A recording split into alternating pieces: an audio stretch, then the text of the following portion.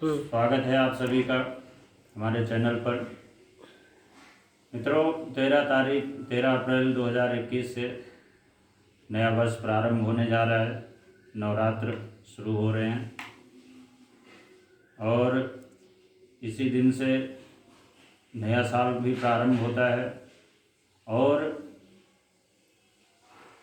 इसी दिन से ही नवमी पर्यंत माँ दुर्गा के 9 स्वरूपों की आराधना की जाती है। नियम संयम किया जाता है और कलश स्थापना का विशेष महत्व है। कलश स्थापना की जाती है और जौ बोया जाता है।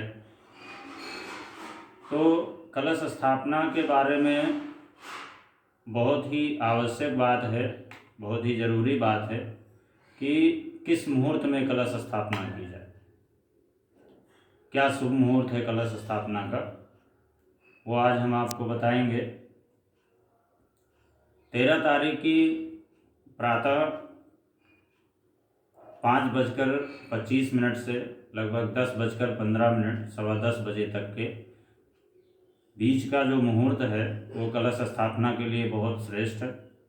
इस बीच में कलश स्थापना करना चाहिए और अगर कोई इस बीच के मुहूर्त से वंचित रह जाता है, नहीं कर पाता है, तो सवा 10 बजे से लेकर के और सवा 12 बजे के मध्य में, जिसमें कि चर, लाभ और अमृत की चौघड़ियाँ होगी और उसी दौरान अभिजीत मुहूर्त होगा, जो कि बहुत ही सर्वश्रेष्ठ मुहूर्त होता है।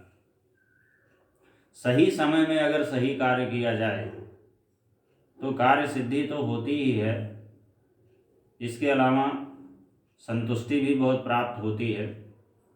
कलश स्थापना करने से पहले मिट्टी के पात्र में या ज़मीन पे जौ बोना चाहिए। उसके ऊपर चाहे मिट्टी का कलश हो, चाहे किसी धातु का कलश हो, उसकी स्थापना करें और आम के पत्ते, सुपारी, दूर्वा, द्रव्य, गंध, चंदन इत्यादि उसमें रख करके और फिर उसके ऊपर पूर्ण पात्र यानी जौ, गेहूँ, चावल आदि का बर्तन रख के इसके ऊपर नारियल, और नारियल का जो मुख है वो अपनी तरफ होना चाहिए, अपने सामने होना चाहिए। सम्मुख नारियल का मुंह होना चाहिए, वही सर्वश्रेष्ठ होता है।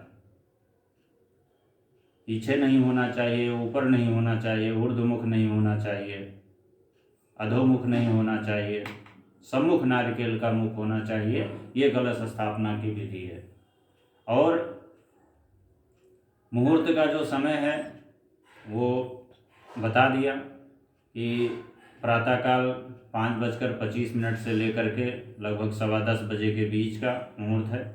इसके बाद अगर इस मुहूर्त से कोई वंचित रह जाता है तो सवा 10 बजे से और सवा 12 बजे के मध्य में, जिस दौरान चर, लाभ और अमृत की चौघड़ियाँ रहेगी और अभिजीत मुहूर्त भी इसी दौरान व्यतीत होगा, उसका भी काल होगा।